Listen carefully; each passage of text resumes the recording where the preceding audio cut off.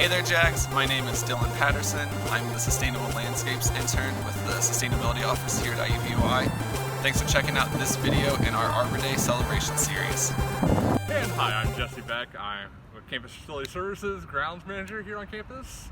And we're going to talk about problem pitfalls with mulching you'll see on trees. This is a common mistake homeowners, landscapers make, and how that impacts the health of the tree and causes circling, girdling roots. So we'll dig in by showing how to remove, then we'll kind of give pointers along the way as we take down this mulch volcano. Right, so some of the reasons we mulch in the first place are weed suppression, 2, to protect from lawnmower debris and anything else that might come in and try and harm the tree, and 3, to give it organic matter to help actually provide growth to the tree. So you'll often see mulch piled up on trees like this. This is common practice because it's easier just to kind of throw the mulch. The problem is this builds up mulch and dirt and holds moisture against the trunk of the tree, which is detrimental in the long term. And I'll hand it over to our arborist friend here, Hillary, to kind of give some more technical details on that.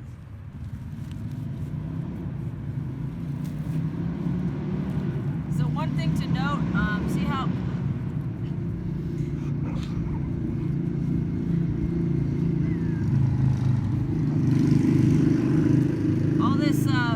some of this mulch is coming up in big sheets like this.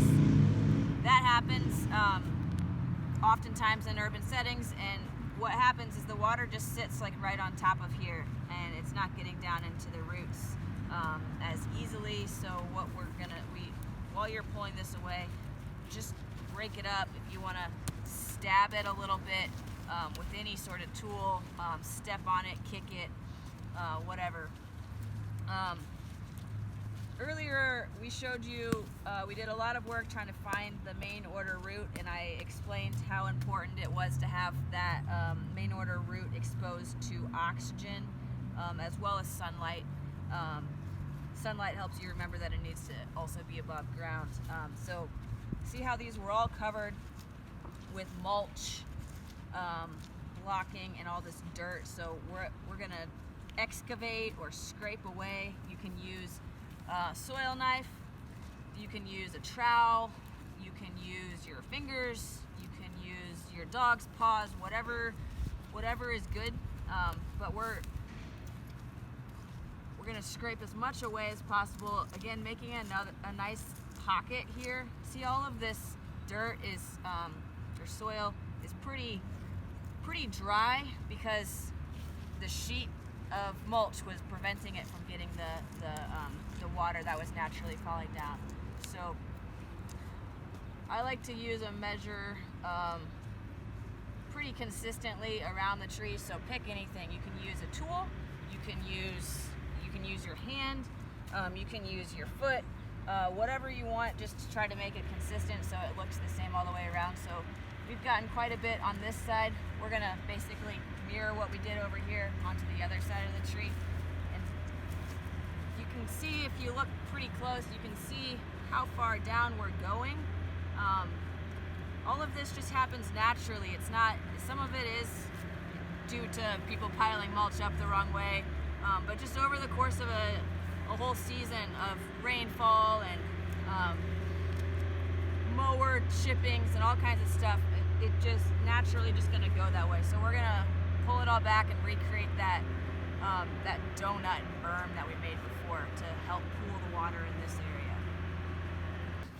So as we're doing this, you'll commonly see circling roots, because when the dirt gets piled up in the mulch too thick, your tree might put up a secondary root system, because as Hillary talked about during our tree planting, roots need oxygen.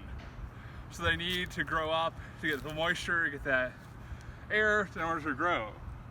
So what will happen is, after you find the main order root, and as soil and mulch gets piled up, new small fibrous roots will start to grow up into that mulch volcano, and eventually those can circle the tree and strangle it. So if you look over here, you can see one of these roots that started to grow up and circle in the mulch. So if you get roots like that, you want to take soil knife or pruners, whatever you have, and cut those off. That way that root, as it grows and the trunk grows larger, they don't strangle each other, eventually killing your tree a very slow and painful death. If we spend a lot of time and effort getting the trees to grow, we want to make sure they have their best chance of survival for long term. The other thing you can see as I mentioned digging down, if you look close on the trunk here, you can see this dark outline. This is where our soil and mulch was piled up. This is all trunk tissue. This isn't really made to be constantly covered under dirt, be wet. This can gradually rot and kill the tree in that fashion as well. So you just want to make sure when you're mulching that you hold that material back, as Hillary mentioned, a hand, a shovel's length, whatever you may be using to mulch. That way, as things rain, the wind blows, it doesn't blow back against that trunk and hold moisture and create new dirt to grow up on that.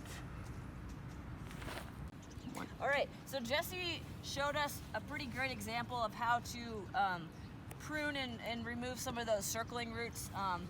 As you can see, they're pretty small. He was able to use either his fingers to break it off, or the serrated side of the soil knife, or pruners. If you come across a root that's too big for you to cut with a soil knife or a pruners, that would be a good time to bring in a certified arborist or somebody that knows a little bit more, has more tools. Typically, chisels will be used if you're using if there's a really big girdling root around a big trunk, and that's going to be a little bit more technical, and that would be something that you would want to bring somebody else in to. You don't want to be taking away too much. Earlier I mentioned that you can take up to 30% of the roots per season.